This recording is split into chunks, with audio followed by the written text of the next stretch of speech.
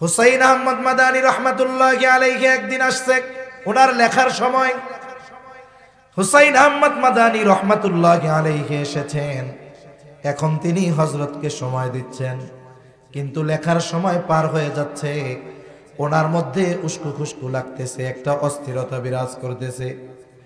শাইখুল হাদিস জাকারিয়া রহমাতুল্লাহি আলাইহি বলতেন, যদি আমার কোনো কাজ সময়ের উল্টাপাল্টা হয় আমার মাথা ব্যথা শুরু হয়ে যায়। হুসাইন আহমদ মাদানী রহমাতুল্লাহি আলাইহি বুঝতে পারলেন নিশ্চয়ই শাইখুল হাদিস সাহেবের কোনো অসুবিধা হচ্ছে। জিজ্ঞাসা করলেন, কি সমস্যা, কোনো প্রবলেম আছে নাকি? উনি বললেন, হযরত, প্রতিদিন এই সময়টাতে আমি কিছু সময় লেখালেখি করি, যেহেতু আজকে আপনি আসছেন আমার লেখার সুযোগ হয় নাই, বলে আমার যদি একটু অনুমতি দিতেন আমি একটু লেখা আসতাম। হুসাইন আহমদ মাদানী রহমাতুল্লাহি আলাইহি বলে যান। এইবার উনি ওনার লেখার জায়গায় গেলেন, বসলেন, কয়েক শব্দ লিখলেন, আবার চলে আসলেন। এই যে বসছেন লিখছেন, যেহেতু তার নিয়মতান্ত্রিকতার মধ্যে ছিল, এই কাজটা করার পর তার চেহারা থেকে অস্থিরতার ভাব দূর হলো। তার মানে একটা লোক দৈনন্দিন ধারাবাহিক যে আমল করে, এটা পর পর 3 দিন বাদ যাবে, এটা হইতে পারে না।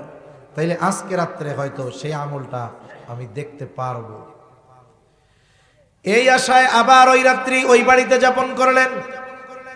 দেখা গেল আল্লাহর বান্দা এশার নামাজ পড়ে ঘুমায়, আর ফজরের আজান দিলে ঘুম থেকে উঠলেন, ওযু করে মসজিদের উদ্দেশ্যে রওনা হয়ে গেলেন।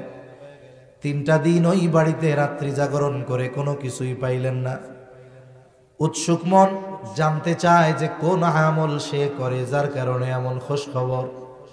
এইবার জিজ্ঞাসা করে, ও ভাই, তোমার বাড়িতে 3 রাত যাপন করেছি এই জন্য নয় যে আমার বাড়িতে থাকার জায়গা নাই, বরং এর আগে পরপর 3 দিন ফজরের নামাজের পূর্ব মুহূর্তে নবীজি ঘোষণা দিয়েছেন, যেই ব্যক্তি এখন দরজা দিয়ে ঢুকবে সে জান্নাতি। বলে নবীজির ঘোষণার পর দরজার দিকে আমরা সবাই তাকায় দেখি, নবীজির ঘোষণার পর যেই ব্যক্তি দরজা দিয়ে প্রবেশ করেছে সেই ব্যক্তি হলা তুমি। তোমার ব্যাপারে জান্নাতের সুসংবাদ নবীজি দিয়েছেন। আমার তো জানার ইচ্ছা ছিল, এই জন্যই 3 রাত্র তোমার বাড়িতে অবস্থান করেছি। আমি মনে করেছি রাতের গভীরে তুমি হয়তো কোনো স্পেশাল আমল করো, কিন্তু 3টা রাত জেগে দেখলাম তুমি এশার নামাজ পড়ে ঘুমাও আর ফজরের নামাজের সময় ওঠো। তোমার কোনো স্পেশাল আমল আছে নাকি? যদি আমাদের একটু জানাইতা তাইলে আমি বড় খুশি হইতাম। আল্লাহ রাব্বুল আলামিনের দরবারে অগণিত শুকর যে মহান মালিক আমাদের হায়াতে বরকত দিয়ে সুস্থ রেখে হাজারো মানুষের মধ্য থেকে যাচাই বাছাই করে হাদিসের ভাষায় এ জান্নাতের বাগানে আসার বসার তৌফিক যে মহান মনিব দান করেছেন, সে মহান মনিবকে খুশি করার জন্য মোহাব্বতের সাথে জবান খুলে অন্তর থেকে আমরা একবার কালিমাতুশ শুকর পাঠ করি, আলহামদুলিল্লাহ। অগণিত দুরুদ ও সালাম সৈয়দুল আম্বিয়া, আশরাফুল আম্বিয়া, খাতামুল আম্বিয়া, ইমামুল মুরসালিন, রহমাতুল লিল আলামিন, মুহাম্মাদুর রাসূলুল্লাহ সাল্লাল্লাহু আলাইহি ওয়াসাল্লামের উপর। অনেক সময় ভালো কাজ মন্দ কাজ থেকে বাঁচার কারণ হয়, ঠিক কিনা বলেন? এই যে আজকে রাতটা 31 তারিখ দিবাগত রাত, কি বলে 31st নাইট। এই রাতকে কেন্দ্র করে যেন মুসলমানের সন্তানেরা পাপাচারে লিপ্ত না হয়, গুনাহ না করে, অমুসলিমদের কালচার অনুসরণ করে এই দিবসকে যেন উদযাপন না করে। এই জন্য গত জুমায় আমার মনে হয় বাংলাদেশে এমন কোনো মসজিদ নাই যেই মসজিদে আহ্বান জানানো হয় নাই যে ভাইরা, এটা অমুসলিমদের কালচার, বিজাতিদের কালচার, এর সাথে মুসলমান ইমানদারের কোনো সম্পর্ক নাই, এজন্য আমরা এগুলোর সাথে কোনো না কোনোভাবে সম্পৃক্ত থাকব না। কেন? আমরা মুসলমানেরা আমরা এতটা ফকির হয়ে যাই নাই যে আমাদের আলাদা কোনো কালচার নাই। এই পৃথিবীর মানুষকে সভ্যতা শিখিয়েছে মুসলমানেরা। আজকে যাদেরকে আমরা সভ্য জাতি মনে করি, ইউরোপ আমেরিকা, এরা সভ্যতা শিখছে 100 বছর 150 বছর সর্বোচ্চ। আর শিখাইছে কারা? বলে মুসলমানেরা শিখিয়েছে। 100-150 বছরের ব্যবধানে আমাদের অজ্ঞতার কারণে, আমাদের দুর্বলতার কারণে কি হলো? আজকে আমরা আমাদের কালচার সংস্কৃতি বাদ দিয়ে অমুসলিমদের কালচার গ্রহণ করতেছি। আজকে যদি জিজ্ঞাসা করা হয় যে আজকে আরবি মাসের কয় তারিখ, এটা যদি জিজ্ঞাসা করা হয়, এটা আমি মোটামুটি চ্যালেঞ্জ দিয়ে বলতে পারি যে আমাদের অধিকাংশ মুসলমানের সন্তান আজকের আরবি তারিখ কত এটা বলতে পারবে না। অথচ আরবি তারিখ বা ইংরেজি 31 তারিখ কেউ যদি আজকে না জানতো, তার একটা সগীরা গুনাহ হতো না। বাংলা কি মাস কয় তারিখ না জানলে কোনো গুনাহই হতো না। কিন্তু এই যে আরবি তারিখ বা হিজরি তারিখ বা চন্দ্র তারিখ বা চন্দ্রবর্ষ যাই বলেন না কেন, এটার সাথে মুসলমানদের ইবাদতের সম্পর্ক আছে। এই তারিখের হিসাব যদি আমরা সবাই না রাখি, তাহলে সবাই গুনাহগার হব। কিছু মানুষ রাখার কারণে হয়তো সবাই গুনাহ থেকে বেঁচে যাব, কিন্তু মুসলিম হিসাবে আমাদের কালচার ধারণ করার জন্য, আমাদের সংস্কৃতিকে বাঁচিয়ে রাখার জন্য এই তারিখগুলোর হিসাবও আমাদের যথাযথভাবে রাখার দরকার আছে না নাই? আছে, কিন্তু আমরা জানি না। এটা আফসোসের ব্যাপার। আমরা আমাদের জীবনের সব বিষয়গুলোতে অমুসলিমদেরকে অনুসরণ করতেছি, তাদের সাথে আমরা আমাদেরকে মিলিয়ে ফেলতেছি। অথচ রাসূলুল্লাহ সাল্লাল্লাহু আলাইহি ওয়াসাল্লাম সতর্ক করেছেন, মান তাশাব্বাহা বিকাউমিন ফাহুয়া মিনহুম। যে যেই জাতির অনুসরণ করবে, অনুকরণ করবে, সাদৃশ্যতা অবলম্বন করবে, রাসূল সাল্লাল্লাহু আলাইহি ওয়াসাল্লাম বলেন ফাহুয়া মিনহুম, সে তাদের দলভুক্ত বলে গণ্য হবে। এজন্য অমুসলিমদের কালচার থেকে আমরা বেঁচে থাকবো ইনশাআল্লাহ। হয়তো এই গ্রামে বা এই এলাকায় এই মাহফিলের বদৌলতে হয়তো আজকে ওই পাপটা থেকে বাঁচা যাবে। তা সম্মানিত উপস্থিতি, আমার মূল আলোচনা করার জন্য যে আয়াত ও একটা হাদিসের অংশ আর একটি পরিপূর্ণ হাদিস আমি আপনাদের খেদমতে পেশ করেছি। আসলে ওয়াজ মাহফিলগুলোর মধ্যে আমাদের এই নিয়তেই আসা দরকার যে আমরা কিছু শিখব, সাথে সাথে ওইটার উপরে আমরা আমল করব। কিন্তু এখনকার জামানার সিস্টেম হলো ওয়াজ মাহফিলে মানুষ আমল করার নিয়তের চাইতে ওয়াজ মাহফিল দেখতে যায় বেশি। মানুষ ওয়াজ মাহফিল কি করতে যায়? দেখতে যায়। আপনারা তো দেখতে তো আসেন নাই নাকি?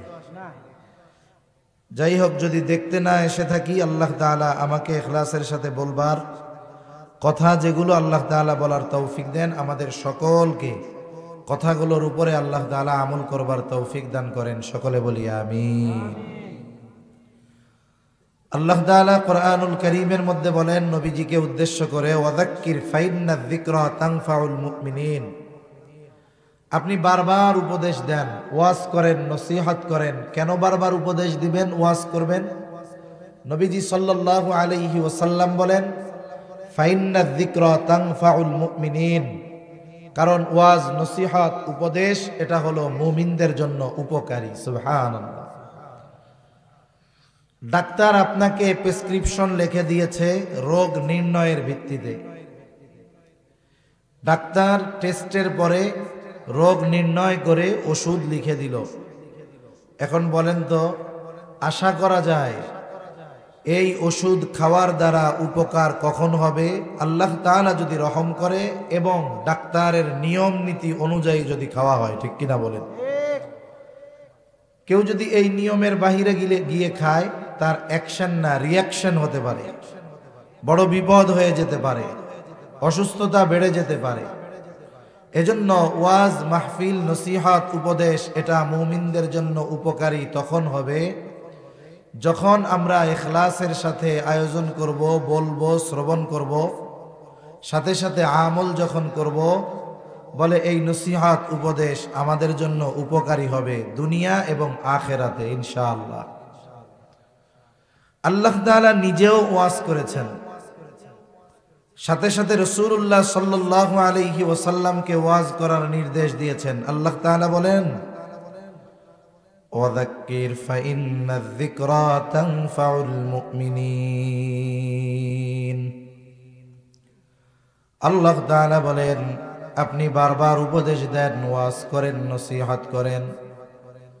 ফাইন্নায যিকরা তানফাউল মুমিনিন, কারণ ওয়াজ নসিহত উপদেশ এটা হলো মুমিনদের জন্য উপকারী। নবীজি সাল্লাল্লাহু আলাইহি ওয়াসাল্লাম ওয়াজ করেছেন উম্মতকে। হাদিসের পাতায় পাতায় নবীজির ওয়াজ, লক্ষ লক্ষ হাদিস সংরক্ষিত আছে। বলে সব নবীজির ওয়াজ। আমি নবীজির লক্ষ লক্ষ হাদিসের মধ্য থেকে প্রসিদ্ধ একটি হাদিস আর একটা হাদিসের অংশ পাঠ করেছি। যেই পূর্ণ হাদিসটা পাঠ করেছি এটার বর্ণনাকারী হলেন হযরত আবু হুরায়রা রাদিয়াল্লাহু তাআলা আনহু। সর্বাধিক হাদিস বর্ণনাকারী সাহাবী আবু হুরায়রা রাদিয়াল্লাহু তাআলা আনহু। যদিও রাসূল আকরাম সাল্লাল্লাহু আলাইহি ওয়াসাল্লামের সঙ্গ পেয়েছেন অল্প কিছুকাল, কিন্তু যতটুকু সময় পেয়েছেন অধিকাংশ সময় নবীজির সাথে আবু হুরায়রা থাকতেন। নবীজি যা বলতেন আবু হুরায়রা হৃদয়ে সেটা গেঁথে নিতেন। এই জন্য নবীর সাথে সঙ্গ বেশি দেওয়ার কারণে আবু হুরায়রা অল্প সময়ে হাদিস বেশি বর্ণনা করেছেন। আবু হুরায়রা রাদিয়াল্লাহু তাআলা আনহু বলেন, নবীজি সাল্লাল্লাহু আলাইহি ওয়াসাল্লাম সাহাবায়ে কেরামদেরকে নিয়ে বসা। নবীজি বলতেছেন, মাইয়া খুদু আন্নি হাউলাইল কালিমাত। নবীজি বলতেছেন, কে এমন আছো আমার থেকে এই কথাগুলোকে গ্রহণ করবা, তবে শর্ত হলো ফায়ামালু বিহিন আও ইউআল্লিমু মান ইয়ামালু বিহিন। শর্ত হলো এই কথাগুলোর উপরে সে আমল করবে, সাথে সাথে যারা আমল করতে চায় তাদেরকেও শিখায়া দিবে। শর্ত কি? বলে নিজে আমল করবে, আবার যারা এগুলার উপরে আমল করতে চায় তাদেরও কি করবে? শিখায়া দিবে। আবু হুরায়রা রাদিয়াল্লাহু তাআলা আনহু তো রেডি থাকতেন। উনি বলে, আনা ইয়া রাসূলুল্লাহ সাল্লাল্লাহু আলাইহি ওয়াসাল্লাম। বলে, হে আল্লাহর রাসূল, আমি আছি, আমি এগুলোর উপরে নিজে আমল করব এবং যারা আমল করতে চায় আমি তাদেরকে এগুলো শিখায়া দিব। এইবার আবু হুরায়রা রাদিয়াল্লাহু তাআলা আনহু নবীজির কাছে গেলেন। তিনি বলেন, ফাখাযা বিয়াদাইয়া ফাআদ্দা খামসান। নবীজি আমার হাত চেপে ধরলেন এবং আমাকে গুনে গুনে 5টি উপদেশ দিলেন। কয়টি উপদেশ? জোরে বলেন। রাসূলুল্লাহ সাল্লাল্লাহু আলাইহি ওয়াসাল্লাম হাত চাইবা ধরছেন কেন? বলে, অনেক সময় দুই বন্ধু একসাথে রাস্তায় চলতেছে, আমরা অনেক সময় কথা বলার সময় আরেকজনের হাতটারে চাইপা ধরি কেন? বলে, আমার কথার দিকে যেন মনোযোগ বেশি দেয়। আবার অনেক সময় কথা বলার সময় আমরা গায়ে হাত দিয়ে আমাদের দিকে খেয়াল দিতে বলি কেন? বলে, আমার কথাটা যেন গুরুত্ব সহকারে সে শোনে। নবীজি হাত চেপে ধরেছেন মানে আবু হুরায়রা এই কথাগুলো খুবই গুরুত্বপূর্ণ কথা। যদিও সাহাবায়ে কেরাম নবীজির সকল কথাকে গুরুত্ব সহকারে শুনতেন, এরপরেও নবীজি হাত ধরেছেন মানে বোঝাইতে চান আবু হুরায়রা এই উপদেশগুলো কিন্তু খুবই গুরুত্বপূর্ণ উপদেশ। এ কথাই আবু হুরায়রা রাদিয়াল্লাহু তাআলা আনহু বলেন, আমার হাত চেপে ধরলেন এবং গুনে গুনে 5টা উপদেশ আমাকে দিলেন। আবু হুরায়রা রাদিয়াল্লাহু তাআলা আনহুকে নবীজি যেই স্পেশাল 5টা উপদেশ দিয়েছেন, আমরা এই 5টা উপদেশ সম্পর্কে জানব আর আমলে পরিণত করব। বলেন ইনশাআল্লাহ। কঠিন কোনো কিছু না, কিন্তু যদি এই 5 উপদেশ আমরা আমার নিজের জীবনের সাথে ফিট করতে পারি, দুনিয়া আখেরাতের কল্যাণ আছে। নিয়ত আছে কাদের কাদের? হাত উঁচা করেন, ইনশাল্লাহ আমল করব। আল্লাহ কবুল করেন, বলি আমিন। আরো জোরে আমিন। হাত নামান। দেখেন, আমরা আবেদ হইতে চাই, আমরা সকলে চাই আবেদ হইতে। আবেদ কে বলে? যে ইবাদত গুজার বান্দা, এ হলো আবেদ। আমরা সবে আবেদ হইতে চাই না? আবেদ কাকে বলে? কয় যে বেশি ইবাদত করে তারে আবেদ বলে, তাই না? আচ্ছা, ইবাদত কি শুধু করার নাম? না করার নাম ইবাদত না? কথা বুঝেন নাই মনে হয়। নামাজ পড়াও যেমন ইবাদত, বলে হারাম ওয়াক্তে নামাজ না পড়া ইবাদত। বলে রোজা রাখা ইবাদত, বলে যেই কয়দিন রোজা রাখা হারাম ওই সময় রোজা না রাখা ইবাদত। মূলত করার নামটাই ইবাদত এমনটা নয়, বরং আল্লাহ তাআলার আদেশ নিষেধ মান্য করার নাম হলো ইবাদত। কিছু সময় করা ইবাদত, কিছু সময় না করা ইবাদত। এখন আমরা যদি বড় আবেদ হতে চাই কি করতে হবে? এই কথা এক নম্বরে নবীজি বলেন, ইয়া আবা হুরায়রা, হে আবু হুরায়রা, ইত্তাকিল মাহারিমা তাকুন আবাদান নাস। ও আবু হুরায়রা, তুমি নিষিদ্ধ বিষয় সমূহ থেকে বেঁচে থাকো। তার মানে আল্লাহ তাআলা যেগুলো নিষেধ করেছেন সেগুলো থেকে বেঁচে থাকো। কি হবে? বলে তাকুন আবাদান নাস, তুমি মানুষের মধ্যে সবচাইতে বড় আবেদ হয়ে যাইবা।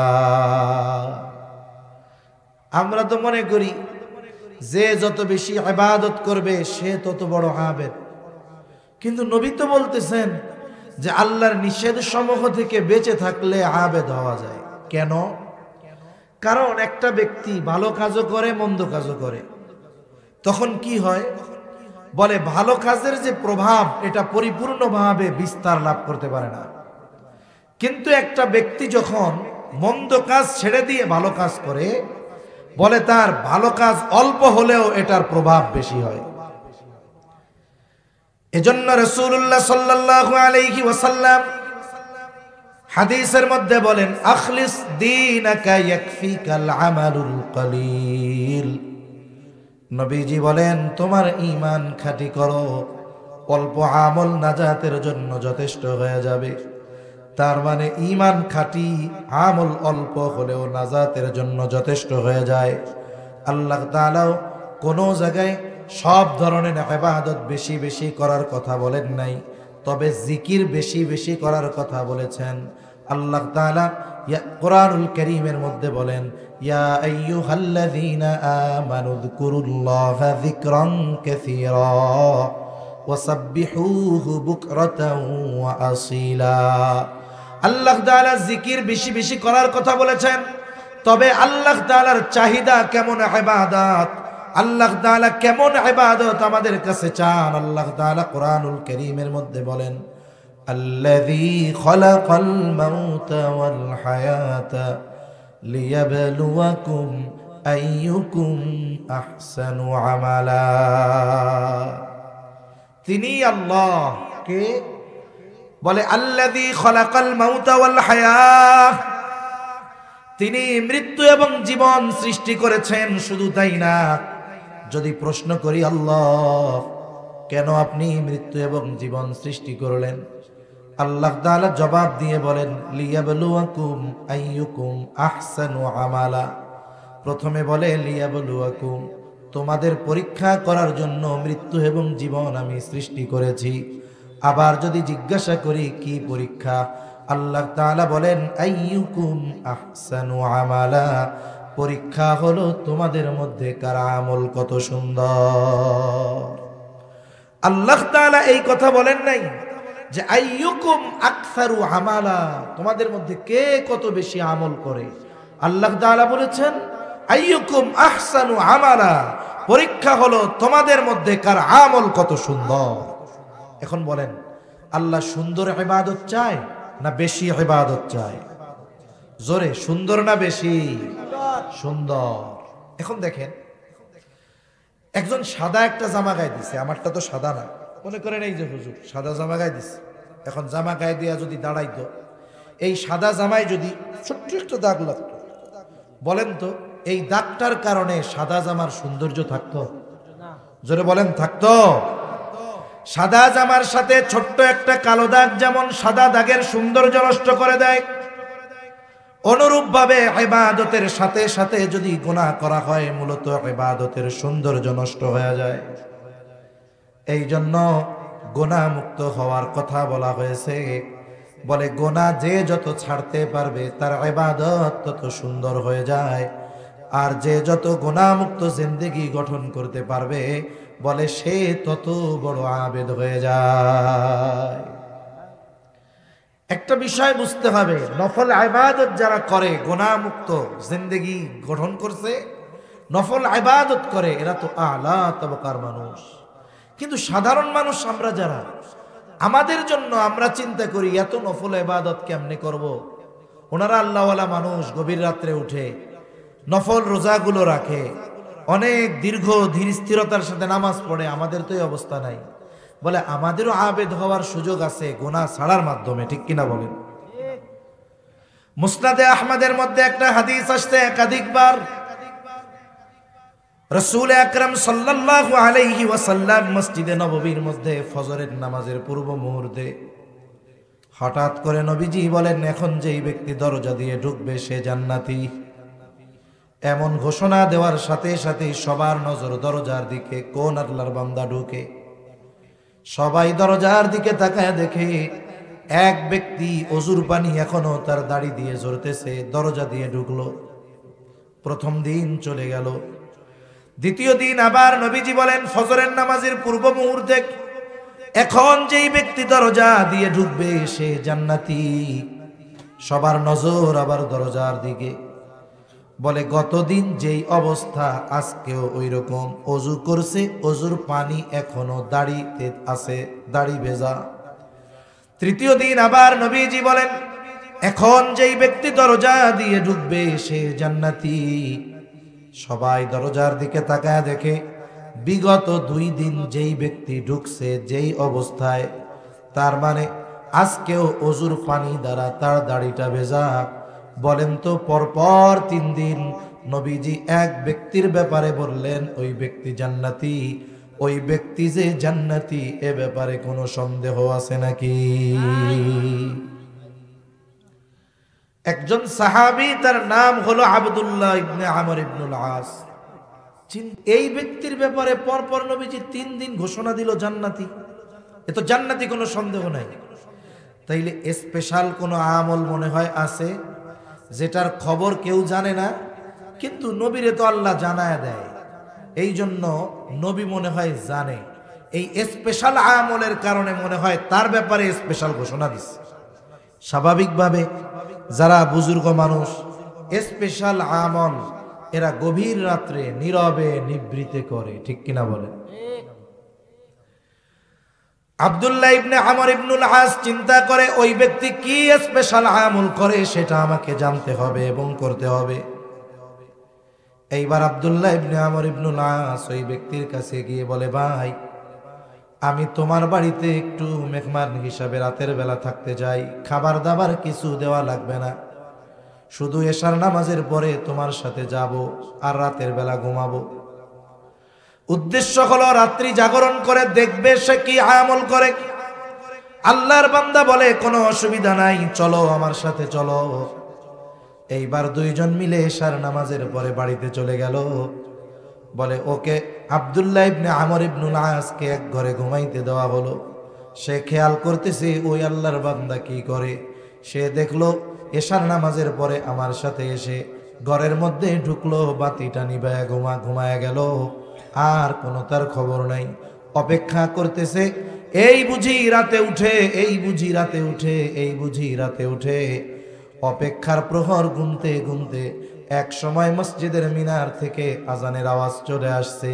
একটু পরে লোকটা ঘুম থেকে উঠলো, অজু করলো, মসজিদের উদ্দেশ্যে রওনা হয়ে গেল। তার মানে সারা রাত লোকটা ঘুমায়, ফজরের আজান দিলে ঘুম থেকে উঠছে, কোনো আমল করে নাই। প্রথম দিন পার হয়ে গেল। বলে দ্বিতীয় দিন আবার সারা রাত সে অপেক্ষমান। খেয়াল করে দেখলো এশার নামাজ পড়ে আল্লাহর বান্দা ঘুমায়, আর ফজরের আজানের সময় ঘুম দিছে, ফজরের নামাজের জন্য উঠলো। চিন্তা করে যে পরপর 2 দিন তো আমল বাদ যাওয়ার কথা না। যেই ব্যক্তি কোনো ধারাবাহিক আমল করে, এই ধারাবাহিক আমল যদি দীর্ঘদিন ধরে করে আসে, সময়ের ব্যত্যয় যদি তার ঘটে, এটা তার জন্য কষ্টের কারণ হয়ে যায়। যেমন শেখুল হাদিস আল্লামা জাকারিয়া রহমাতুল্লাহি আলাইহি, শেখুল হাদিস জাকারিয়া রহমাতুল্লাহি আলাইহি দিনের একটা সময়, কিছু অংশ সময় তিনি লেখালেখি করতেন একেবারে নীরবে। ওনার বাড়ি ছিল 2 তলা, ওই 2 তলার উপরে গিয়ে উনি নিরিবিলি লিখতেন। শেখুল হাদিস জাকারিয়া রহমাতুল্লাহি আলাইহির সময় নিয়ন্ত্রণ এমন ছিল যে উনি ওনার ব্যস্ততা সেরে অন্যদের সময় দিতেন। তবে 2 জন ব্যক্তির ক্ষেত্রে উনি ব্যতিক্রম ছিলেন। একজন হলো আল্লামা হুসাইন আহমদ মাদানী রহমাতুল্লাহি আলাইহি, আর একজন হলো আব্দুল কাদের রায়পুরী রহমাতুল্লাহি আলাইহি। এই 2 জন ছিলেন ওনার মুরব্বী। এই 2 জন যখন আসতো, উনি ওই 2 জনের মর্জি মুআফিক কাজ করতেন। হুসাইন আহমদ মাদানী রহমাতুল্লাহি আলাইহি একদিন আসছে ওনার লেখার সময়। হুসাইন আহমদ মাদানী রহমাতুল্লাহি আলাইহি এসেছেন, এখন তিনি হযরতকে সময় দিচ্ছেন, কিন্তু লেখার সময় পার হয়ে যাচ্ছে। ওনার মধ্যে উস্কু খুস্কু লাগতেছে, একটা অস্থিরতা বিরাজ করতেছে। শেখুল হাদিস জাকারিয়া রহমাতুল্লাহি আলাইহি বলতেন, যদি আমার কোনো কাজ সময়ের উল্টাপাল্টা হয়, আমার মাথা ব্যথা শুরু হয়ে যায়। হুসাইন আহমদ মাদানী রহমাতুল্লাহি আলাইহি বুঝতে পারলেন নিশ্চয়ই শেখুল হাদিস সাহেবের কোনো অসুবিধা হচ্ছে। জিজ্ঞাসা করলেন, কি সমস্যা, কোনো প্রবলেম আছে নাকি? উনি বললেন, হযরত, প্রতিদিন এই সময়টাতে আমি কিছু সময় লেখালেখি করি, যেহেতু আজকে আপনি আসছেন আমার লেখার সুযোগ হয় নাই, বলে আমার যদি একটু অনুমতি দিতেন আমি একটু লেখা আসতাম। হুসাইন আহমদ মাদানী রহমাতুল্লাহি আলাইহি বলে যান। এইবার উনি ওনার লেখার জায়গায় গেলেন, বসলেন, কয়েক শব্দ লিখলেন, আবার চলে আসলেন। এই যে বসছেন লিখছেন, যেহেতু তার নিয়মতান্ত্রিকতার মধ্যে ছিল, এই কাজটা করার পর তার চেহারা থেকে অস্থিরতার ভাব দূর হলো। তার মানে একটা লোক দৈনন্দিন ধারাবাহিক যে আমল করে, এটা পর পর 3 দিন বাদ যাবে, এটা হইতে পারে না। তাইলে আজকে রাত্রে হয়তো সেই আমলটা আমি দেখতে পারবো। এই আশায় আবার ওই রাত্রি ওই বাড়িতে যাপন করলেন। দেখা গেল আল্লাহর বান্দা এশার নামাজ পড়ে ঘুমায়, আর ফজরের আজান দিলে ঘুম থেকে উঠলেন, ওযু করে মসজিদের উদ্দেশ্যে রওনা হয়ে গেলেন। 3টা দিন ওই বাড়িতে রাত্রি জাগরণ করে কোনো কিছুই পাইলেন না। উৎসুক মন জানতে চায় যে কোন আমল সে করে যার কারণে এমন খোঁজ খবর। এইবার জিজ্ঞাসা করে, ও ভাই, তোমার বাড়িতে 3 রাত যাপন করেছি এই জন্য নয় যে আমার বাড়িতে থাকার জায়গা নাই, বরং এর আগে পরপর 3 দিন ফজরের নামাজের পূর্ব মুহূর্তে নবীজি ঘোষণা দিয়েছেন, যেই ব্যক্তি এখন দরজা দিয়ে ঢুকবে সে জান্নাতি। বলে নবীজির ঘোষণার পর দরজার দিকে আমরা সবাই তাকায় দেখি, নবীজির ঘোষণার পর যেই ব্যক্তি দরজা দিয়ে প্রবেশ করেছে সেই ব্যক্তি হলা তুমি। তোমার ব্যাপারে জান্নাতের সুসংবাদ নবীজি দিয়েছেন। আমার তো জানার ইচ্ছা ছিল, এই জন্যই 3 রাত্র তোমার বাড়িতে অবস্থান করেছি। আমি মনে করেছি রাতের গভীরে তুমি হয়তো কোনো স্পেশাল আমল করো, কিন্তু 3টা রাত জেগে দেখলাম তুমি এশার নামাজ পড়ে ঘুমাও আর ফজরের নামাজের সময় ওঠো। তোমার কোনো স্পেশাল আমল আছে নাকি? যদি আমাদের একটু জানাইতা তাইলে আমি বড় খুশি হইতাম। বলে, নবীজি যদি এই ঘোষণা আমার ব্যাপারে দিয়ে থাকেন তো আলহামদুলিল্লাহ, তবে তুমি যেই আশায় আমার বাড়িতে আইসা রাত্র যাপন করছো এরকম কিছু আমার নাই। তা আমি রাত্রে একটা কাজ করি। কি কাজ করি? বলে, রাতের বেলায় যখন আমি বিছানায় যাই সবাইরে মাফ করে দিয়ে ঘুমাই। সুবহানাল্লাহ। বলে, আমার দিলটারে পরিষ্কার করে আমি ঘুমাই, কেউ আমারে কষ্ট দিলে তারে মাফ করে দেই। এইবার আব্দুল্লাহ ইবনে আমর ইবনুল আস বলে, ভাই, হয়তো তোমার এই স্পেশাল আমলের কারণে রাসূলুল্লাহ সাল্লাল্লাহু আলাইহি ওয়াসাল্লাম তোমার ব্যাপারে এমন ঘোষণা দিয়েছে। আমলটা কত ছোট দেখছেন? আমি রাতে যখন শুই, শোয়ার সময় কই, আল্লাহ আমি সবাইরে মাফ করে দিলাম, দিলটারে পরিষ্কার করে ঘুমাই। আমাদের জামানায় সাহাবায়ে কেরাম যদি এতটুকু আমল করত, আমরা তাদেরকে বুজুর্গ বলতে রাজি হইতাম না, আমরা তাদেরকে আল্লাহর ওলি বলতে রাজি হইতাম না। এটা আমাদের একটা ধারণা। কিন্তু দেখেন সাহাবায়ে কেরাম গুনাহ সংগঠিত না হওয়ার ব্যাপারে কত সতর্ক তারা ছিলেন। এজন্য আমরা যদি আবেদ হতে চাই, বলে গুনাহ ছাড়তে হবে গুনাহ। তাহলে কি হবে? বলে তুমি তাকুন আবাদান নাস, তুমি মানুষের মধ্যে সবচাইতে বড় আবেদ হয়ে যাইবা। তাহলে বলেন বেশি ইবাদত করে আবেদ হওয়া যায় নাকি গুনাহ ছেড়ে আবেদ হওয়া যায়?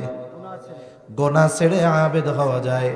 আমি কাউকে নফল ইবাদতের জন্য নিরুৎসাহিত করতেছি না, বরং এটাই বোঝাতে চাচ্ছি নফল ইবাদতের চাইতে বেশি গুরুত্বপূর্ণ হলো গুনাহ ছাড়া। কারণ কি? কারণ 10 মণ দুধ যদি কেউ নষ্ট করতে চায়, তাহলে কি 10 মণ গরুর প্রস্রাব লাগবে? 10 কেজির দরকার আছে নাকি? মোটামুটি 10-20 ফুট দিলেই কম সারা, ঠিক কিনা বলেন? তাহলে বোঝা গেল ওই যে সাদা জামার সৌন্দর্য কখন? বলে দাগ যখন না থাকবে তখন। ছোট্ট একটা দাগ, অথচ দেখুন পুরো সাদা জামার সৌন্দর্যকে বিনষ্ট করে দেয়। ইবাদত যখন ত্রুটি মুক্ত হয়, গুনাহ মুক্ত হয়, বলে তখন ওই ইবাদত ছোট হলেও অল্প হলেও সৌন্দর্য বেড়ে যায়।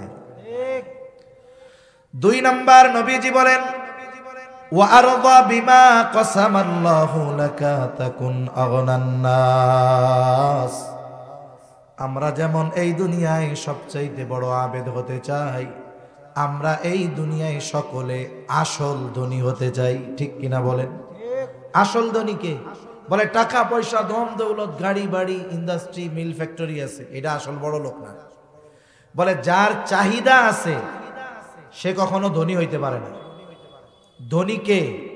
বলে যার চাহিদা নাই সে।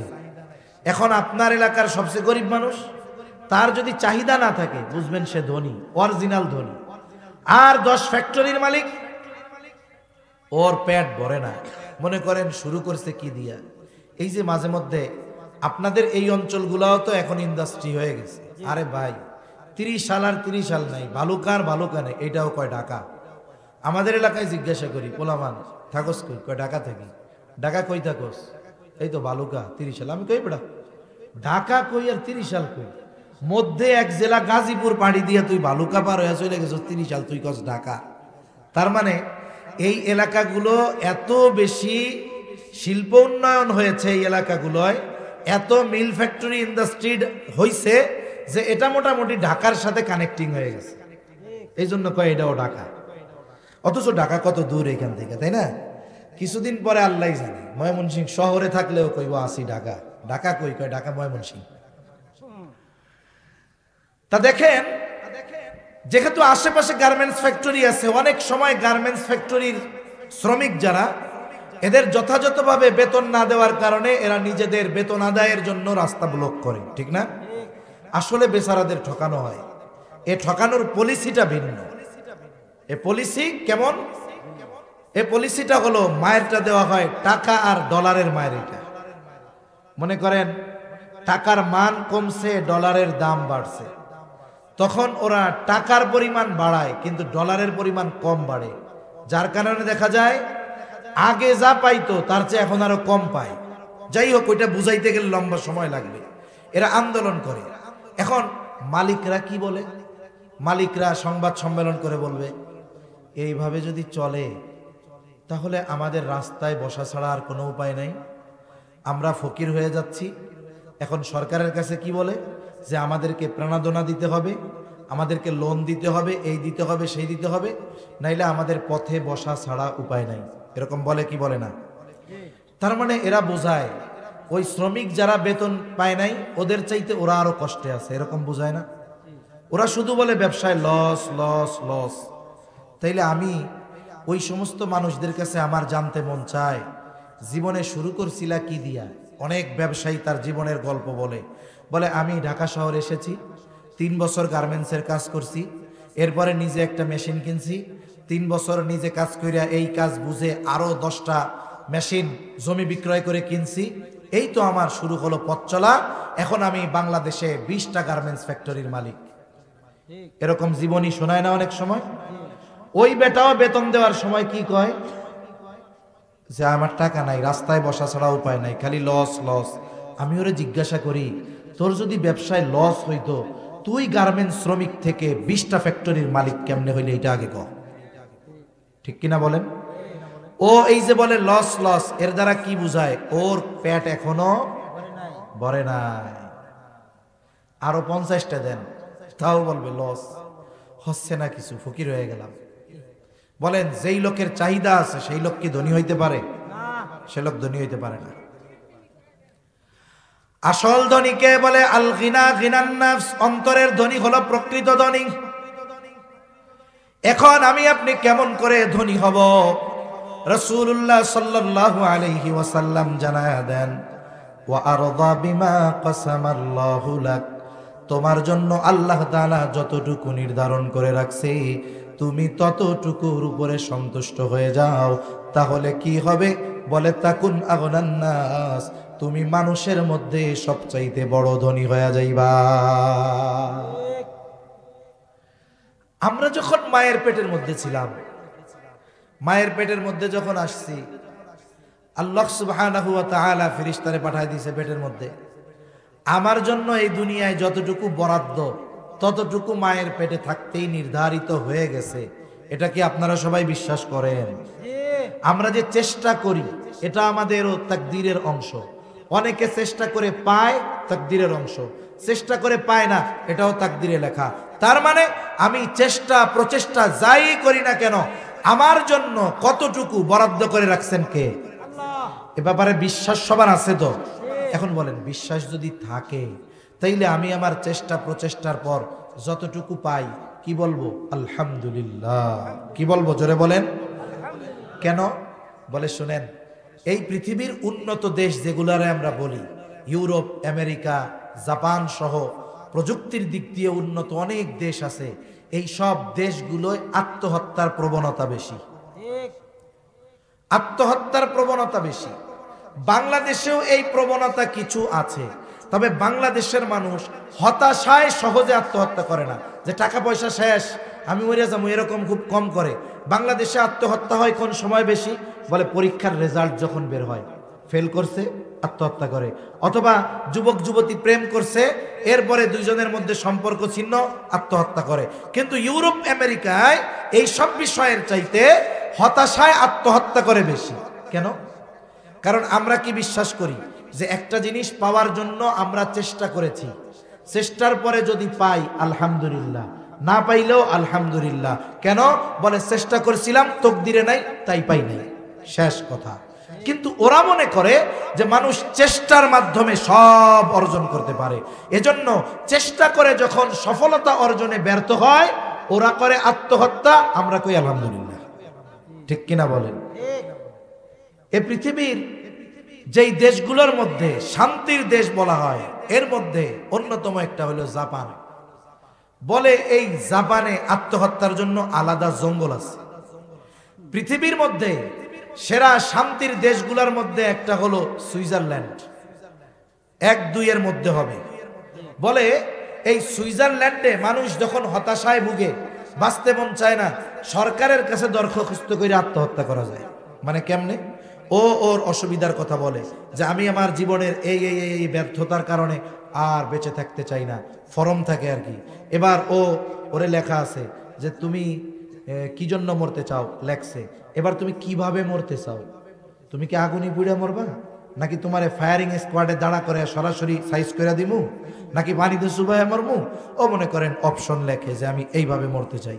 এবার ওইটা জমা দেয়, সুন্দর মতো করে তদন্ত করে, এবার ওরে যদি মারার মতো উপযুক্ত হয় গভর্নমেন্ট ওরে আত্মহত্যা করানোর ব্যবস্থা করে দেয়। চিন্তা করে দেখছেন? একটা জিনিস চিন্তা করেন, ওইসব দেশে মানুষের মরা লাগে বেশি, এই জন্য 2-3 বছর আগে একটা মেশিন আবিষ্কার করছিল, আপনারা খবর পাইছেন কিনা জানি না, কয় কষ্টবিহীন মৃত্যু হবে।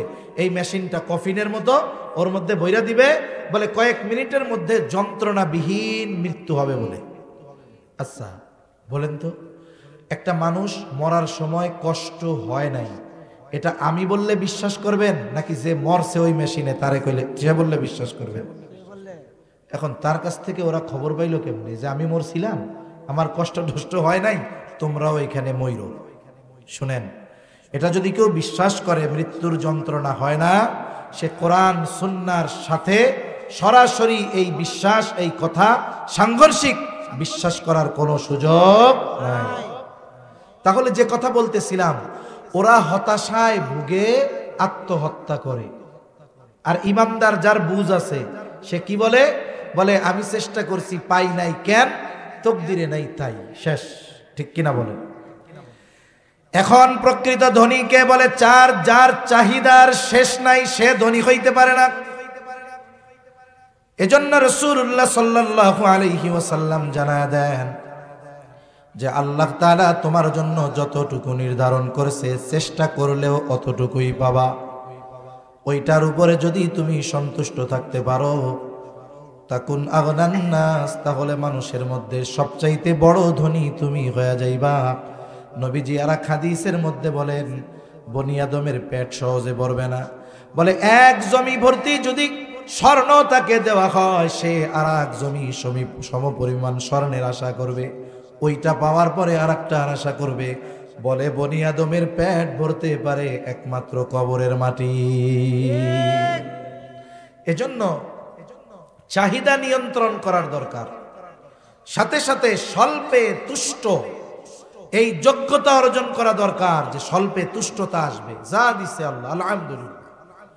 এই গুণ অর্জনের জন্য একটা পদ্ধতি আছে। কি করতে হবে? বলে আমার চাইতে যারা উপরের দিক আছে তাদের দিকে তাকানো যাবে না, তাকাইতে হবে নিচের দিকে।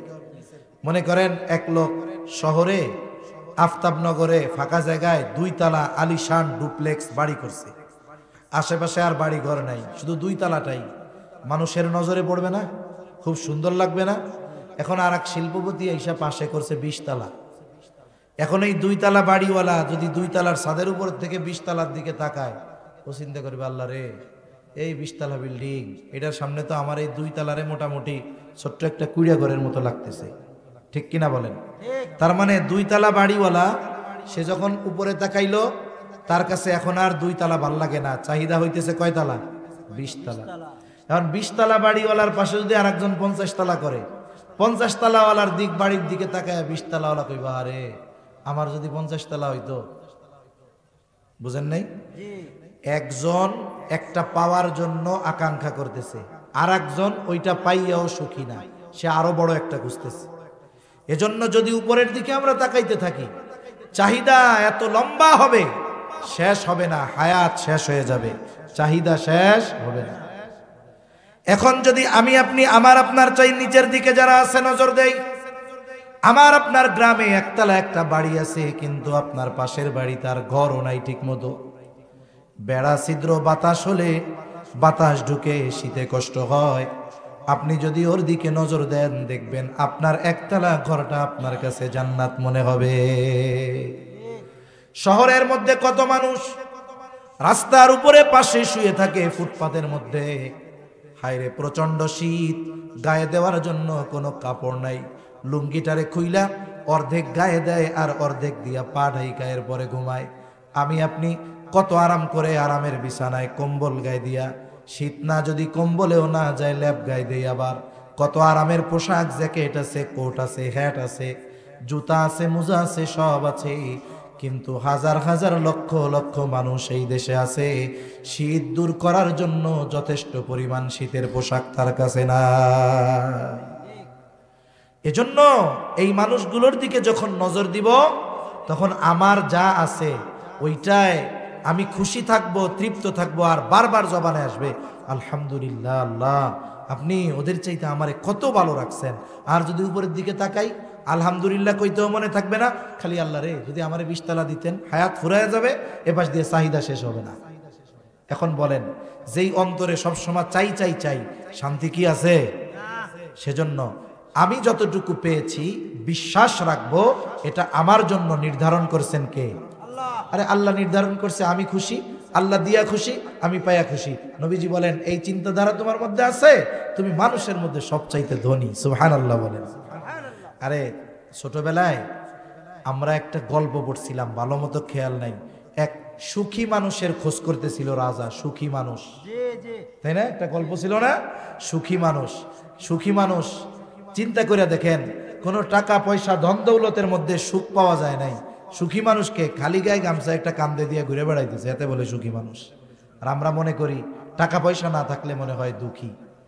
তা যাই হোক, আল্লাহ তাআলা যতটুকু দিয়েছেন ততটুকু নিয়ে সন্তুষ্ট যদি থাকতে পারি, নবীজি বলেন তাকুন আগনান নাস, তুমি মানুষের মধ্যে সবচাইতে বড় ধনী হয়ে যাইবা।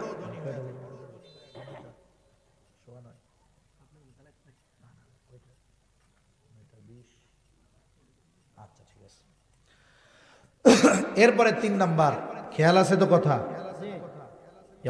আবেদ হইতে হইলে কি করতে হবে? জোরে বলেন, জোরে জোরে কি করতে হবে? 2 নাম্বার, সবচেয়ে ধনী হইতে হইলে কি করতে হবে? আল্লাহ যা দিছে তাতেই সন্তুষ্ট থাকতে হবে। 3 নাম্বার, নবীজি বলেন ওয়া আহসিন ইলা জারিকা তাকুম মুমিনা, তুমি যদি প্রকৃত মুমিন হতে চাও, তুমি তোমার প্রতিবেশীর সাথে সদাচরণ করো। আহসিন ইলা জারিক, তোমার প্রতিবেশীর সাথে সদাচরণ করো, তাইলে কি হবে? বলে তাকুম মুমিনা, তুমি মুমিন হয়ে যাইবা। আর আফসোসের বিষয় হলো, প্রতিবেশীর সাথে আমাদের সবচাইতে সম্পর্ক বেশি খারাপ, ঠিক কিনা বলেন? অথচ রাসূলুল্লাহ সাল্লাল্লাহু আলাইহি ওয়াসাল্লাম প্রতিবেশীর হকের ব্যাপারে কত গুরুত্ব আরোপ করেছেন।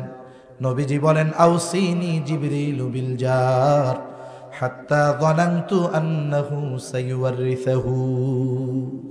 নবীজি সাল্লাল্লাহু আলাইহি ওয়াসাল্লাম বলেন, জিবরাইল আমারে প্রতিবেশীর হকের ব্যাপারে এত উপদেশ দিচ্ছিল, আমি তো এক সময় মনে করছি প্রতিবেশীকে ওয়ারিশ বানায় দেওয়া হবে। ওয়ারিশকে বলে আমি আপনি মারা যাওয়ার পর আমার আপনার সম্পদে যার অংশ থাকবে, বলে হয়তো প্রতিবেশীকে ওয়ারিশ বানায় দেওয়া হবে, যে আমার মৃত্যুর পরে হয়তো সম্পদের একটা অংশ প্রতিবেশীকে দেওয়া লাগবে, এই আইন হয়তো আল্লাহ তাআলা করে দিতে পারে। এত গুরুত্ব দিচ্ছিল প্রতিবেশীর হকের ব্যাপারে। কিন্তু আফসোস, আমরা প্রতিবেশীর সাথে খারাপ আচরণ বেশি করি। গ্রাম অঞ্চলে অনেক জায়গায় কি হয়, একই বাড়িতে থাকে, এইবার সীমানা ঠেলা ঢেলি নিয়ে গেঞ্জাম লাগে, কি লাগে না? তোর মধ্যে আমার 5 হাত, ওকে তোর মধ্যে আমার 10 হাত। এবার সুন্দর মতো আমিন ডাকে, আমিন চিনেননি? আরে এগুলোর নাম আমিন, কিন্তু অধিকাংশ বেঈমান। এমন ভাবে ঝামেলা করে জমি মাইবা যাইব যেন ওরে আবার ডাকতে হয়, ঠিক কিনা বলেন? নাম আমিন, বিশ্বস্ত, কিন্তু কাম করে অবিশ্বস্ত। এই যে জমি ঠেলাঠেলি করতেছে প্রতিবেশীর সাথে, প্রতিবেশীর বছরের পর বছর সম্পর্ক খারাপ। কিন্তু হায় রে, প্রতিবেশীর ব্যাপারে নবীজি কত সতর্ক করেছেন। প্রতিবেশী যদি অমুসলিম হয় তার সাথেও সদাচরণ করতে হবে। নবীজি সাল্লাল্লাহু আলাইহি ওয়াসাল্লামকে আয়েশা সিদ্দিকা রাদিয়াল্লাহু তাআলা আনহা জিজ্ঞাসা করেন, ইয়া রাসূলুল্লাহ সাল্লাল্লাহু আলাইহি ওয়াসাল্লাম, আমার 2 জন প্রতিবেশী, কয়জন? একজন মুসলিম আর একজন ইহুদি। বিশ্লেষণ সহকারে বলতেছে যে একজন মুসলিম আর একজন ইহুদি, ইয়া রাসূলুল্লাহ, এই 2 জনের মধ্যে কে আমার কাছে বেশি হক প্রাপ্য, মুসলিম নাকি অমুসলিম? নবীজি এখানে ধর্মের দিক দিয়ে ডিভাইডেড করেন নাই। নবীজি বলেন নাই যিনি মুসলমান প্রতিবেশী তিনি তোমার কাছে হক পাবে বেশি, বরং নবীজি বললেন আয়েশা, যার দরজা তোমার দরজার বেশি কাছে সে তোমার কাছে প্রতিবেশী হিসাবে বেশি হক প্রাপ্য। চিন্তা করছেন ইসলামের সৌন্দর্য কোথায়? আমরা তো ইসলামের সৌন্দর্যের বিষয়টা জানি না, আমরা শুধু জানি মৌলিক কিছু বিষয় আমরা জানি, কিন্তু ইসলাম পূর্ণাঙ্গ এক জীবন ব্যবস্থা। আমার আগে যেই ভাই আলোচনা করতেছিলেন তিনি কি বলছে, ইন্নাদ দীনা ইনদাল্লাহিল ইসলাম, আল্লাহর কাছে মনোনীত জীবন ব্যবস্থা, একমাত্র জীবন ব্যবস্থা হলো ইসলাম। কেন? বলে ইসলাম কমপ্লিট কোড অফ লাইফ। এই জীবনের এমন কোন ক্ষেত্র নাই যেখানে ইসলামের সমাধান নাই, ঠিক কিনা বলেন? আপনি ব্যক্তিগত জীবন বলেন, পারিবারিক জীবন বলেন, অর্থনৈতিক জীবন বলেন, সামাজিক জীবন বলেন, রাজনৈতিক জীবন বলেন, রাষ্ট্রীয় জীবন বলেন, প্রত্যেক জায়গায় ইসলাম আছে না নাই? ইসলাম আছে। ইসলাম কি শেখায়? বলে ইসলাম এটাও শেখায় যে রাতের বেলা ঘুমানোর সময় লাইটটা বন্ধ করে ঘুমাবা। সুবহানাল্লাহ কয় না? আল্লাহ রাসূল বলেন, তিরমিজির হাদিস, রাতে যখন ঘুমাবা দরজা বন্ধ করে, লাইট বন্ধ করে ঘুমাবা। কেন? বলে তেলের বাতির সময় তেল যদি পড়ে যায় আগুন লেগে যেতে পারে ঘরে। তারপরে দ্বিতীয় বিষয়, তুমি ঘুমাবা, বাতি কেন জ্বালাবা? অপচয় হবে। লাইট কেন জ্বালায় রাখবেন? এটা অপচয় হবে। আল্লাহ রাসূল সাল্লাল্লাহু আলাইহি ওয়াসাল্লাম এটাও বলেছেন, রাতে যখন ঘুমাবা শোয়ার পূর্বে বিছানা ঝাড়ু দিবা। আরে বিছানা ঝাড়ু দেওয়ার ঝাড়ু নাই, কমপক্ষে লুঙ্গির নিচে দিয়ে হলেও ঝাড়া দিবা বিছানাটা। সুবহানাল্লাহ। চিন্তা করে দেখছেন, আপনি শুবেন, সেই বিছানাটাকে কিভাবে প্রস্তুত করবেন সেটাও ইসলাম বলে দিয়েছে। রাসূলুল্লাহ সাল্লাল্লাহু আলাইহি ওয়াসাল্লাম বললেন, আয়েশা, তোমার দরজা যার দরজার বেশি কাছে, প্রতিবেশী হিসাবে সে তোমার কাছে বেশি হক প্রাপ্য। এজন্য নবীজি সাল্লাল্লাহু আলাইহি ওয়াসাল্লাম বলেন, তোমরা তরকারির মধ্যে ঝোল বেশি দিবা। কেন? নবীজি বলেন, যাতে করে তোমরা তোমার প্রতিবেশীর খবর নিতে পারো। খবর কেমনে নেবেন? প্রতিবেশীর সাথে দ্বন্দ্ব। আবার কতজন যদি একটু ধনী প্রতিবেশী হয়, 2 তলা বাড়ি আছে তার, ও চিন্তা করে আমার পাশের এই ফকিন্নিরে খেদাইতে পারলে ভালো হয়। এবার কি করে? জানলা দিয়া ময়লা পানি ফালায়, পোলা পানরে দাঁড়া করে, কয় দে স্টার্ট দিয়া দে, প্রস্রাব করায়। আছে না এরকম? মানে আমি দেখছি, আপনাদের এলাকায় তো দেখি নাই, আমাদের এলাকায় দেখছি।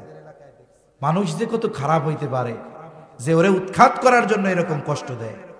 সেজন্য খবরদার, প্রতিবেশীর সাথে আমরা কখনো খারাপ আচরণ করব না। আরে আমি প্রকৃত মুসলমান যদি হতে চাই, আরে মুসলিম ইবাদতের মাধ্যমে প্রকৃত মুসলিম হওয়া যাবে না। প্রকৃত মুসলিম হওয়ার জন্য কি করতে হবে? আল্লাহ রাসূল সাল্লাল্লাহু আলাইহি ওয়াসাল্লাম বলেন, আল মুসলিমু মান সালিমাল মুসলিমুনা মিন লিসানিহি ওয়া ইয়াদিহি। মুসলমান কে? বলে যার হাত এবং জবান এবং হাতের অনিষ্ট থেকে অপর মুসলমান নিরাপদ থাকে। নবীজি বলেন এটাই হলো আসল মুসলমান। সুবহানাল্লাহ। আরে হাজ্জাজ বিন ইউসুফ 5 ওয়াক্ত নামাজ পড়তো। হাজ্জাজ বিন ইউসুফও কি করতো? 5 ওয়াক্ত নামাজ পড়তো। কিন্তু কত সাহাবায়ে কেরামকে সে শহীদ করেছে, হত্যা করেছে নির্মমভাবে। সেজন্য আমার আপনার দ্বারা যেন শুধু প্রতিবেশী না, কোন মুসলমান যেন আমার আপনার দ্বারা কষ্ট না পায়। আরে আপনি ধনী, টাকা পয়সাওয়ালা, আপনার আত্মীয় স্বজন এসপি আছে, ডিসি আছে, সচিব আছে, জয়েন্ট সেক্রেটারি আছে, সচিব, উপসচিব সব আছে, মানলাম।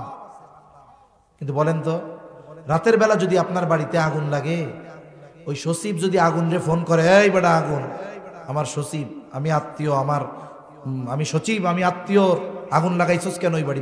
নিবে যা, নিবে আগুন।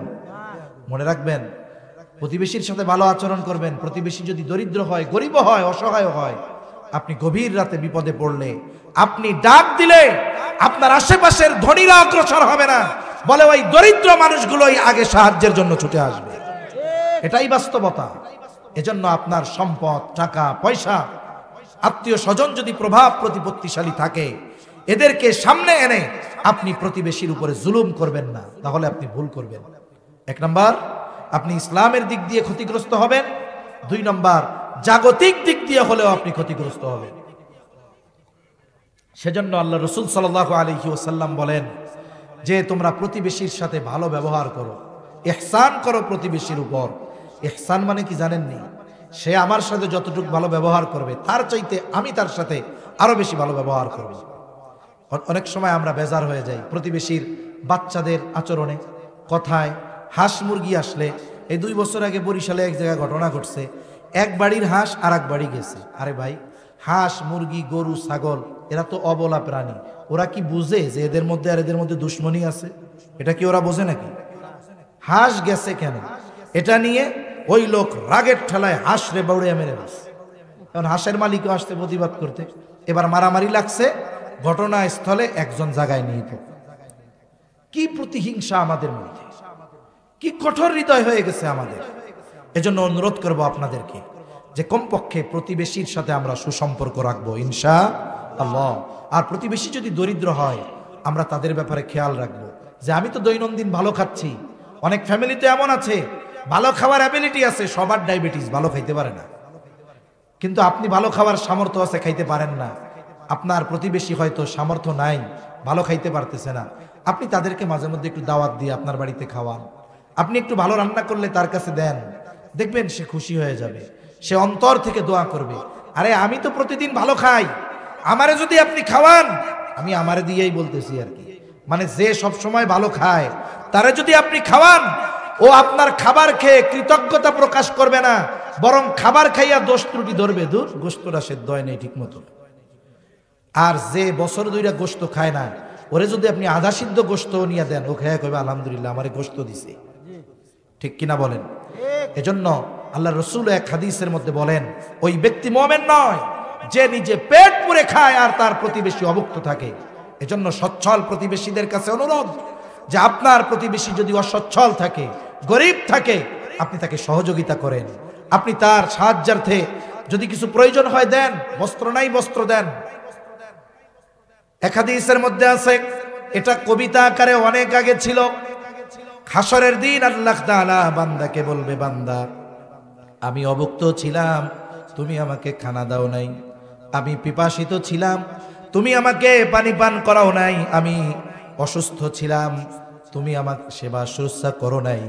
বান্দা বলবে, আল্লাহ আপনি এগুলো থেকে মুক্ত কেমনে করব আপনার জন্য এগুলো? তখন আল্লাহ বলবে, তোমার প্রতিবেশী অভুক্ত ছিল, তাকে তুমি খানা দাও নাই, যদি খানা দিতা আমি আল্লাহ এটা পেয়ে যাইতাম। তোমার প্রতিবেশী পিপাসিত ছিল, তুমি যদি তাকে পানি পান করাইতা আমি পেয়ে যাইতাম। তোমার প্রতিবেশী অসুস্থ ছিল, তুমি যদি তাকে দেখতে যাইতা, তার সেবা শুশ্রূষা করতা, আমি আল্লাহ এগুলো পেয়ে যাইতাম। এজন্য খেদমতে খালক, মানব সেবা, এটা বড় একটি সেবা। আর সে যদি আপনার প্রতিবেশী হয় তাহলে তার হক অনেক বেশি, আবার প্রতিবেশীর সাথে যদি আত্মীয় হয় তাহলে হক তো দ্বিগুণ। ঠিক কিনা বলেন? আমরা খেয়াল রাখবো, প্রতিবেশীর সাথে কখনো খারাপ আচরণ করব না। এরপরে নবীজি বলেন, ওয়া আহিব্বা লিন্নাস মা তুহিব্বু লিনাফসিক। নবীজি বলেন, ওয়া আহিব্বা লিন্নাস, মানুষের জন্য সেটাই পছন্দ করবা, মা তুহিব্বু লিনাফসিক, যেটা তুমি নিজের জন্য পছন্দ করো। এটা আচরণের দিক দিয়ে হতে পারে, অন্যান্য সব দিক দিয়ে হতে পারে। আপনারা একটু জবাব দিবেন, আপনারা কেউ কি এই বিষয়টা পছন্দ করেন নাকি যে কেউ আপনার সাথে বা আমাদের সাথে খারাপ আচরণ করুক? কেউ পছন্দ করেন? তাহলে কেন আপনি আমি আরেকজনের সাথে খারাপ আচরণ করি? আমাদের অভ্যাসটা এইটাই তো, বলে আমি আমার সাথে ভালো আচরণ করুক মানুষ, এটা চাই, কিন্তু আমি আরেকজনের সাথে কেন খারাপ আচরণ করব? সেজন্য আল্লাহ রাসূল বলেন যে তুমি মানুষের জন্য ওইটা পছন্দ করবা যেটা নিজের জন্য পছন্দ করো। আপনি ব্যবহারের ক্ষেত্রে কি, আমি চাই মানুষ আমার সাথে ভালো ব্যবহার করুক, তাহলে আমিও মানুষের সাথে ভালো ব্যবহার করব। আবার দেখেন, অনেক সময় আমরা দান সাদকা করার সময় উৎকৃষ্টটা না দিয়ে নিকৃষ্টটা দেওয়ার চেষ্টা করি। অনেকে তো দান সাদকা করতে গেলে মনে করেন একজনের 100 টাকার নোট একটা ছিঁড়ে গেছে, এটা কোনো জায়গায় চলে না, দোকানদার নেয় না, ফকিরে দিতে গেলে সেও নেয় না। এখন চিন্তা করে, এই টাকার স্থান মসজিদের দান বাক্স ছাড়া আর কোনো জায়গায় হইতে পারে না। এবার দান বাক্স আসলো, দান বাক্সে সেরা 100 টাকা দিয়া 90 টাকা নিল, মনে মনে কাই ভালোই হইল, সেরা টাকাও চালাইলাম, 10 টাকা দানও করলাম, আলহামদুলিল্লাহ। কাজ হবে?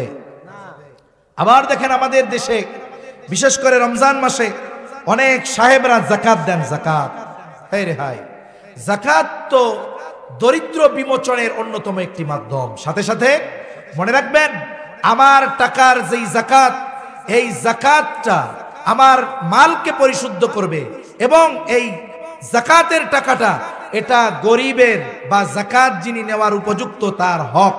তার কি? জোরে বলেন, বলেন তো। আমি যদি কারো হক আদায় করি তাহলে এটা কি তার প্রতি দয়া করা হয়? আমি তো হক আদায় করতেছি। উচিত তো ছিল জাকাত গ্রহীতা যিনি, আমি তার কাছে গিয়ে জাকাত পৌঁছিয়ে দিব। কিন্তু আমরা কি করি? বলে জাকাত যখন দেওয়ার সময় হয় ওনারা ঘোষণা দেন অমুক দিন জাকাত দেওয়া হবে। সকাল 6টায় দরিদ্র মানুষেরা লাইন ধরে সিরিয়ালে সিরিয়ালে বসে থাকে, রোজার মাস রোজা রেখে। সকাল 6টায় এসে বসা, গেট খোলা হয় 1টার সময় 2টার সময়, প্রচন্ড দুপুর, পানি শূন্যতা, রৌদ্রের মধ্যে বসে থেকে দরিদ্র মানুষগুলো কত আশা নিয়ে বুক বেঁধে বসে থাকে, ঢোকার পরে কি দেয়? কয়েকখান শাড়ি দেয় আর একখান লুঙ্গি দেয়। আনছে কোত্থেকে? বলে ইসলামপুর থেকে পাইকারি জাকাতের শাড়ি আর লুঙ্গি কিনে আনছে। জাকাতের শাড়ি আর লুঙ্গি এটা আলাদা কোনো পরিভাষা নয়। জাকাতের জন্য আলাদা শাড়ি লুঙ্গি নাই। জাকাতের শাড়ি লুঙ্গি এর বিপরীত অর্থ কি?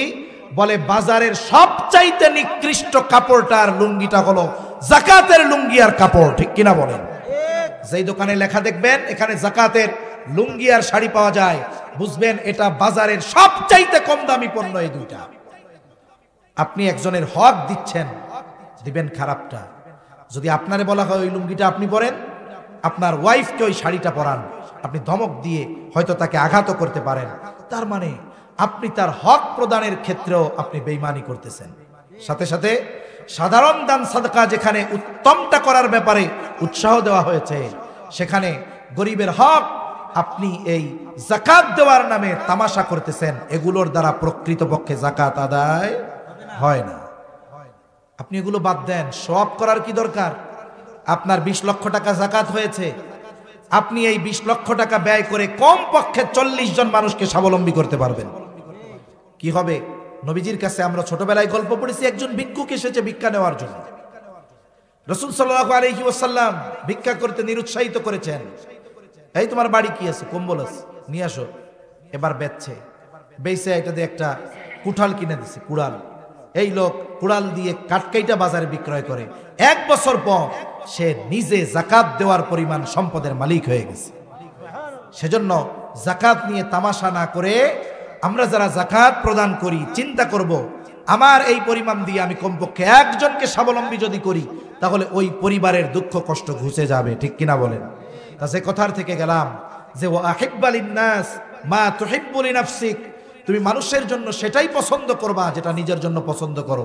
সেটা আচার আচরণের ক্ষেত্রে হতে পারে, সেটা আদান প্রদানের ক্ষেত্রে হতে পারে। সর্বক্ষেত্রে আমি যেমনটা পছন্দ করি অপরের জন্য তেমনটাই পছন্দ করব। 4-5 নম্বর নবীজি বলেন ওয়ালা তুকসিরিয যাহিকা ফাইন্না কাসরাতায যাহিকি তুমিতুল কলব। নবীজি সাল্লাল্লাহু আলাইহি ওয়াসাল্লাম বলেন বেশি হাসবা না। কেন? কারণ ওয়ালা তুকসিরিয যাহিকা ফাইন্না কাসরাতায যাহিকি তুমিতুল কলব, কারণ অধিক হাসি মানুষের হৃদয়কে মৃত বানিয়ে দেয়। এটার বাস্তবতা কি জানেন? হযরত আসছে আলহামদুলিল্লাহ। আলোচনা শেষ। দেখেন, অধিক হাসি মানুষের হৃদয়কে মৃত বানিয়ে দেয়।